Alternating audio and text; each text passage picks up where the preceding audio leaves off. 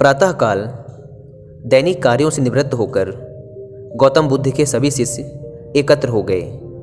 गौतम बुद्ध ने संदेश देना आरंभ किया।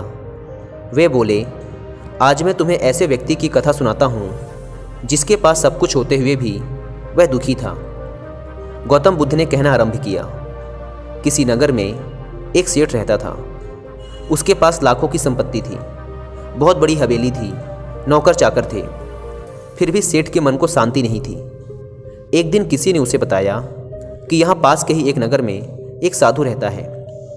वह लोगों को ऐसी सिद्धि प्राप्त करा देता है कि उससे मनचाही वस्तु मिल जाती है। सेठ उस साधु के पास गया और उसे प्रणाम करके निवेदन किया, महाराज, मेरे पास धन की कमी नहीं है, पर फिर भी मेरा मन बहुत अशांत रहता है।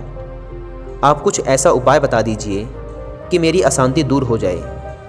सेठ ने सोचा कि साधु बाबा उसे कोई ताबीज दे देंगे या और कुछ कर देंगे जिससे उसकी इच्छा पूरी हो जाएगी और उसका मन हमेशा के लिए शांत हो जाएगा। लेकिन साधु ने ऐसा कुछ भी नहीं किया, बल्कि अगले दिन उसने सेठ को धूप में बिठाए रखा और स्वयं अपनी कुटिया के अंदर छाया में जाकर चैन से बैठा रहा। गर्मी के दिन थे। सेठ का बुरा हाल हो गया। उसको बहुत गुस्सा आया, पर उसने किसी तरीके से खुद को शांत रखा। दूसरे दिन साधु ने कहा, आज तुम्हें दिन भर खाना नहीं मिलेगा। भूख के मारे दिन भर सेठ के पेट में चूहे कूदते रहे। अन्न का एक दाना भी उसके मुंह में नहीं गया। लेकिन उसने देखा कि साधु ने तरह तरह के पकवान उसी के सामने बैठकर बड़े आनंद से खाए। सेठ उस रात बहुत परेशान रहा। वह एक क्षण को भी नहीं सो पाया। उसे नींद ही नहीं आई। वह रात भर सोचता रहा कि साधु तो बड़ा स्वार्थी निकला। तीसरे दिन सवेरा होते ही उसने अपना बिस्तर बांधा और चलने को तैयार हो गया। तभी साधु बाबा उसके सामने आकर खड़े हो गए और बोले, सेठ, क्या हुआ? सेठ ने कहा, मैं यहाँ बड़ी आशा लेकर आपके पास आया था, लेकिन मुझे यहाँ कुछ भी नहीं मिला।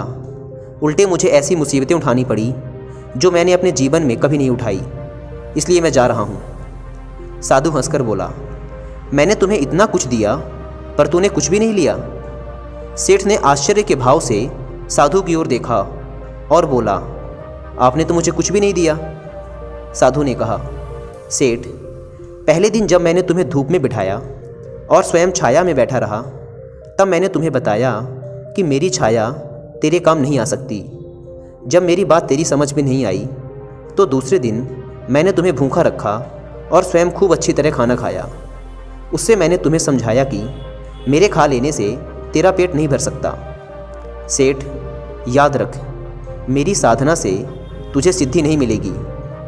तूने अपना धन अपनी मेहनत से कमाया है और शांति भी तुझे अपने पुरुषार्थ, साधना और अपनी मेहनत से ही मिलेगी। सेठ की आंखें खुल गई। अब उसे अपनी मंजिल पर पहुंचने का रास्ता मिल गया था। साधु के प्रति आभार व्यक्त करता हुआ वह अपने घर लौट आया।